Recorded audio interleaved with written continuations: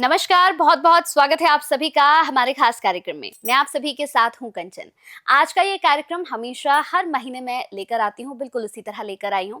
आज हम बात करेंगे यहाँ पर कि ये पूरा फैब का महीना, फरवरी का महीना आप लोगों के लिए कैसा रहने वाला है। आपके जीवन में क्या कुछ होने वाला है? क्या आपके जीवन में ये फरवरी का महीना कुछ खास लेकर आ रहा है, या इन 28 दिनों में कुछ ऐसा होगा जो आपकी जिंदगी बदल देगा? पूरा फरवरी का महीना धनु राशि के लिए क्या कुछ लेकर आ रहा है, तो कैसा रहेगा मैम? अब बात कर रहे हैं धनु राशि की, यानी धनु राशि वालों के लिए कैसा रहने वाला है फरवरी का महीना।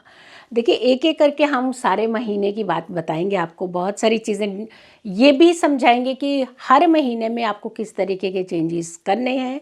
और ये बहुत ज़रूरी होता है, जब हम अवेयर होते हैं तो हम अपनी सुरक्षा की तरफ बढ़ते हैं।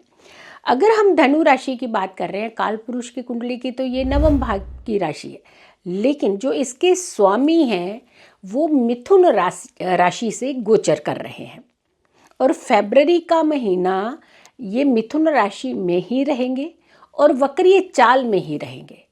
देखिए, एक ऐसा प्लेनेट, एक बहुत ही वो प्लेनेट जो आपको धन देता है, बहुत ही स्ट्रॉन्ग प्लेनेट जो आपके जीवन के अंदर बहुत बड़ी चेंजेस करता है, आपकी उथल पुथल को दूर करते हुए आपके व्यक्तित्व को निखारता है, बहुत सारी चीज़ों में आपको सहायता करता है, एक विजन देता है, एक्सपैंड का कारक भी माना जाता है। इनफैक्ट ये महिलाओं के लिए अगर हम बात करें और पुरुषों की जब हम बात करते हैं तो दो ऐसे ग्रह हैं जो शादी के कारक भी माने जाते हैं। अगर हम लड़कों की बात करते हैं तो उनकी शादी के कारक शुक्र होते हैं, लेकिन अगर हम लड़कियों की बात करते हैं तो उनकी शादी के कारक गुरु होते हैं।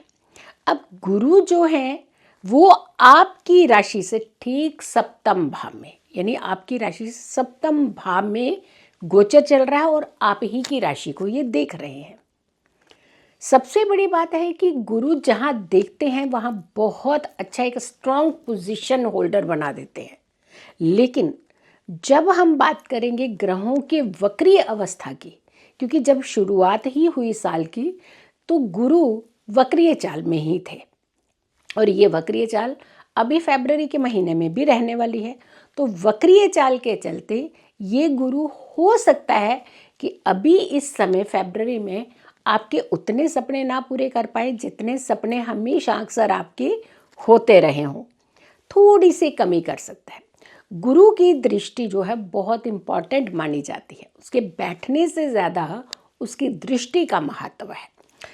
अब गुरु जो दृष्टि देंगे, एक तो सबसे पहले आपके सप्तम भाव को तो देख रहे हैं, आपके पंचम भाव को भी देखेंगे। और फिर अगर हम नवम भाव की बात करते हैं तो काल पुरुष की कुंडली का एकादश भाव हो जाता है, यानी पंचम दृष्टि जो है वो आपके काल पुरुष की कुंडली के सप्तम भाव, लेकिन आपके पंचम भाव पर पड़ रही है। यानी जो बच्चे इस समय कहीं दूर अपनी पढ़ाई के बारे में सोच रहे हैं, विदेश यात्रा या फिर किसी दूसरी सिटी में कह सकते हैं कि आप वहाँ जाकर के उच्च शिक्षा पाना चाहते हैं, तो आपको ये तो नहीं है कि ना करेंगे, ये काम नहीं करेंगे, ऐसा नहीं है। आपको थोड़े से एफर्ट्स जो है वो बढ़ाने पड़ेंगे। और जब गुरु देखते हैं तो रिजल्ट वैसा ही देते हैं, और वक्रीय अवस्था के गुरु हैं, इसीलिए आपको थोड़े से इनिशिएटिव ज़्यादा लेने पड़ेंगे, ज़्यादा आपको एफर्ट करने पड़ेंगे, तो आपकी जो मनोकामना है वो पूरी हो सकती है।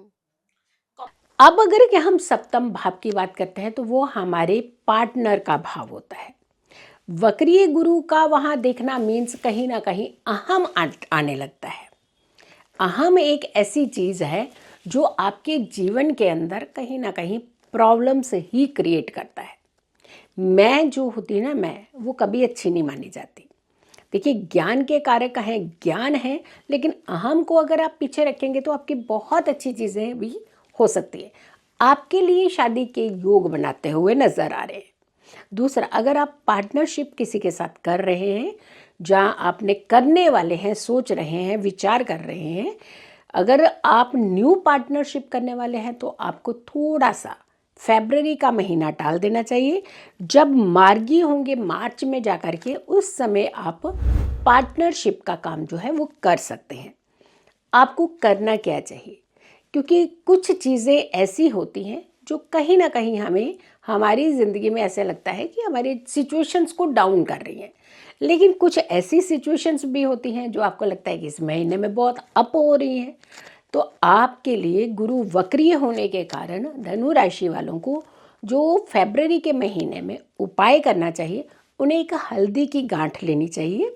और ये हल्दी की गांठ भी आप देखिएगा सूखी हल्दी की गांठ या फिर जो अदरक जैसी हल्दी होती है उसकी गांठ लेनी है एक। लेकिन अगर आप जैसे अदरक टाइप की हल्दी होती है, उसे भी पीली हल्दी कहा जाता है, लेकिन वो गीली हल्दी होती है, खंडित टुकड़ा ना हो, यानी टूटा हुआ कटा हुआ टुकड़ा ना हो। इसे पीले धागे में एक माला की तरह बनाना है और किसी भी पेड़ में जा कर के, स्पेशली अगर आपको केले का पेड़ मिलता है तो वो बहुत उत्तम माना जाता है। हम तो यही कहेंगे कि केले के पेड़ के ऊपर जा कर के इस धागे को, इस माला को लटका दीजिएगा। जो चीज़ों में आपके रुकावट आ रही है वो पूरी होगी। जो सिचुएशंस आपको लग रहा है डगमगा रही है उससे आप बाहर निकलेंगे। तो यानी आपके लिए एक अच्छे अवसर, एक अच्छे रास्ते बनाता हुआ नजर आ रहा है। बिल्कुल, तो आपको ये उपाय कैसा लगा ये हमें कमेंट में भी ज़रूर बताइएगा, क्योंकि हम ये सारी चीज़ें सिर्फ़ आप ही के लिए कर रहे हैं। तो कमेंट में आप अपना फीडबैक हमें ज़रूर दीजिएगा।